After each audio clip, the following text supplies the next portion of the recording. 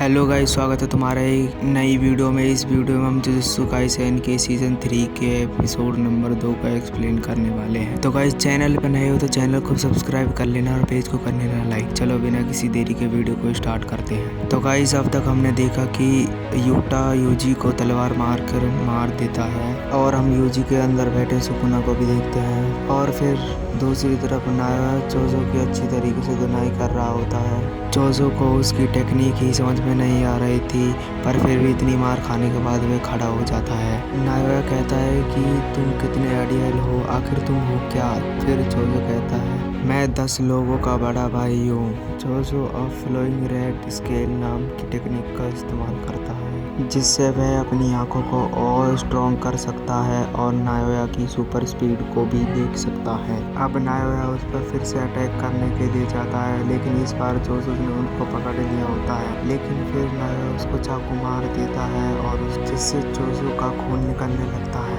नायोया बोलता है कि तुम बहुत अड़ियल हो, इसलिए मुझे हथियार का इस्तेमाल करना पड़ा। तुम ब्लड मैग्निफिकेशन का इस्तेमाल कर सकते हो ना, तो उससे अपने ब्लड को रोक ही लोगे, पर देखते हैं तुम कब तक लड़ पाते हो। वैसे मैंने चाकू का इस्तेमाल किया है, पर यह बात किसी को बताना मत। जो सोसरस हथियार लेके घूमते हैं वह मुझे बिल्कुल भी पसंद नहीं है, जैसे कि मेरे भाई भी बेशर्मों की तरह हथियार लेकर घूमते रहते हैं। और इनकी हिम्मत तो देखो, यह तोजी को गालियाँ देते हैं। जो पूछता है कि तुम अपने भाइयों से प्यार नहीं करते हो क्या? हाँ बिल्कुल, बड़ा भाई जो छोटे भाइयों से भी कमज़ोर है उससे डूबकर मर जाना चाहिए। जो बोलता है कि हो सकता है कि तुम अपने बड़े भाइयों की वजह से ही इतनी ताकतवर हो। एक बड़ा भाई अपने छोटे भाइयों के लिए अगर बड़ा भाई किसी गलत रास्ते पे जाता है तो वह अपने छोटे भाइयों को उस रास्ते पे जाने से रोकता है, और अगर वह सही रास्ते पे जाता है तो अपने भाइयों को भी वह उस रास्ते पर ले जाता है। हो सकता है तुम इतने ताकतवर इसलिए हो क्योंकि तुम्हारे भाई कमज़ोर हो। अब नायोया की नज़र नीचे जाती है और चोजो का खून तो सब जगह फैल गया था। फिर चोजो कहता है कि मैं कितनी भी गलतियां क्यों ना कर लूँ, पर फिर भी मुझे अपने छोटे भाइयों से आगे रहना पड़ता है, इसीलिए मैं इतना स्ट्रॉन्ग हूँ। तभी थोड़ी देर बाद वहाँ पर खून की बाढ़ आ जाती है। नायोया को यह समझ ही नहीं आता कि चोजो का इतना खून बहने के बाद भी वह जिंदा क्यों है। उसे यह पता ही नहीं है कि चोजो एक द पेंटिंग बूम है, जो कि कर्ज और इंसान के बीच के हाइब्रिड्स होते हैं, और ये अपनी कर्ज एनर्जी को ब्लड में बदल सकते हैं। जब तक इनके पास ब्लड है तब तक ये मर नहीं सकते।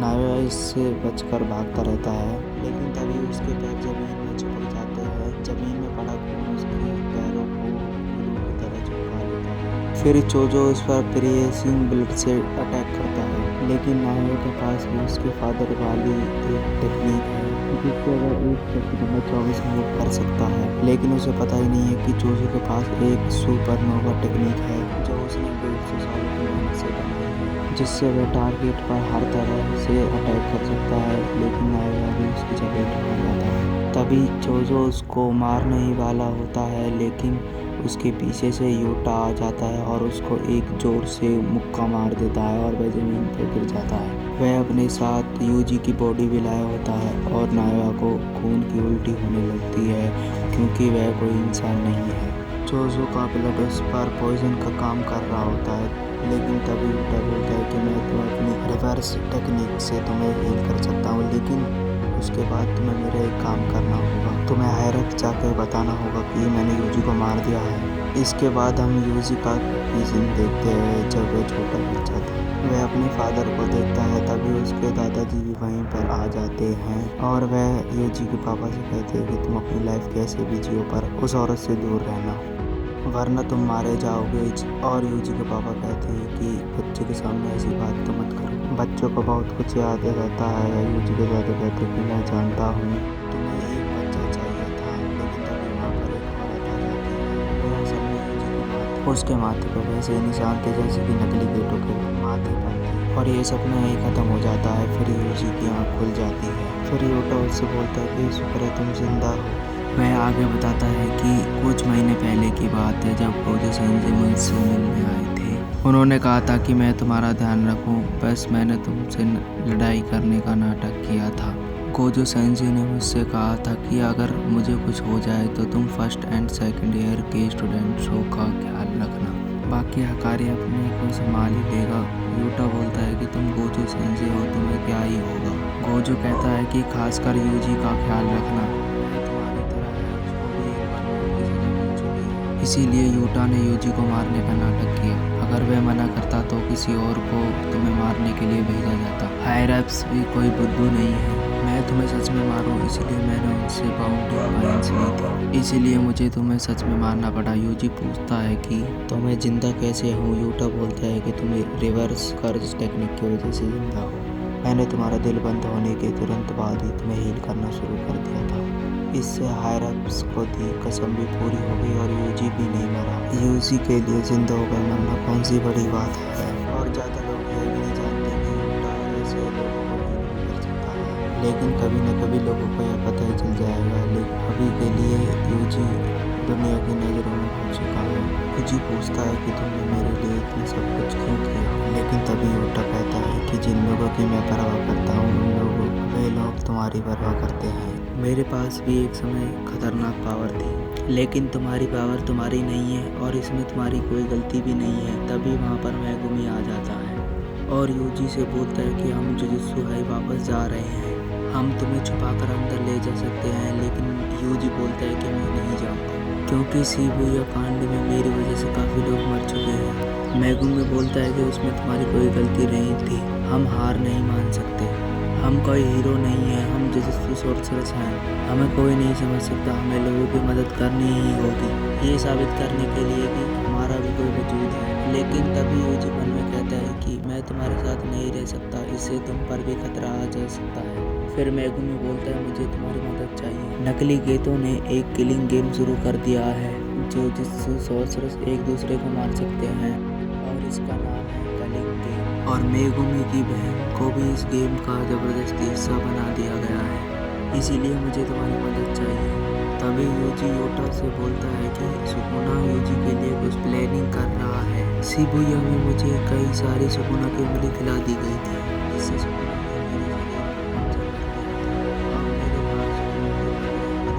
मुझे यकीन है कि सुकुना मेरी बॉडी पर कंट्रोल नहीं ले पाएगा, लेकिन अगर मैं कभी सुकुना बन जाऊँ तो तुरंत मुझे मार देना। यूटा कहता है कि ठीक है। यूजी मेगुमी से पूछता है कि अब हमें क्या करना है, तो मेगुमी बोलता है कि हमें सबसे पहले जाकर मास्टर टैंगिंग से मिलना है और उनसे पूछना है कि ये गोजो को हम कैसे ठीक कर सकते हैं और नकली गेटो क्या कर रहा है और वह किलिंग गेम में क्या करने वाला है। इन सवालों के जवाब मास्टर टैंगी नहीं दे सकते हैं। यूजी पूछता है कि मिस यूकी को ये बात पता है क्या, तो फिर मेगुमी बोलता है कि यह आइडिया यूकी का ही है, वो पहले से ही जुजुत्सु में छुपी पड़ी है। तभी यूजी बोलता है कि हम मास्टर टैंगिंग के बैरियर को पार कैसे करेंगे। उसमें 1000 दरवाजे होते हैं जो कि घूमते रहते हैं, उनमें केवल बस एक ही दरवाजा है जो मास्टर टैंगिंग की तरफ जाता है। अगर हम सही दरवाज़ा नहीं चुनेंगे तो मास्टर टैंगिंग से भी नहीं मिल पाएंगे। और फिर तभी यूजी मेगुमी से पूछता है कि नोबारा का क्या हुआ, वो ठीक है कि नहीं। मेगुमी कुछ नहीं बोलता और वह अपना सर नीचे झुका लेता है, यानी कि नोबारा इस दुनिया में नहीं है।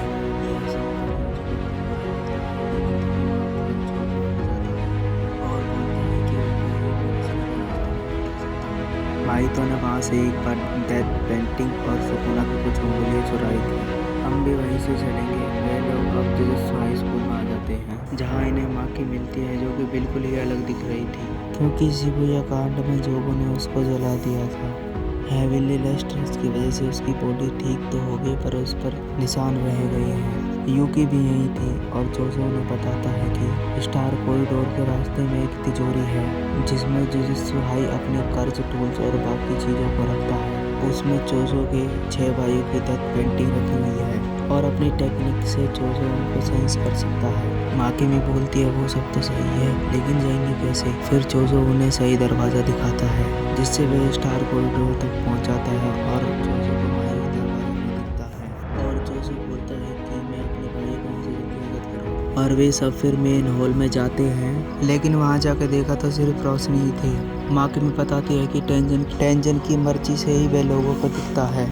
गोजो सील हो गया तो उसे लगा कि वह उससे मिलना चाहता है और वे फिर सभी लोग वापस मिलकर जाने लगते हैं। तभी पीछे से आवाज़ आती है कि कैसे हो तुम लोग, और वह सभी को उनके नाम से बुलाता है और गाइस ये एपिसोड अब यहीं ख़त्म होता है। अगर आपको एपिसोड अच्छा लगा तो चैनल को सब्सक्राइब कर लेना। तो गाइस मिलते हैं हम अगली वीडियो में।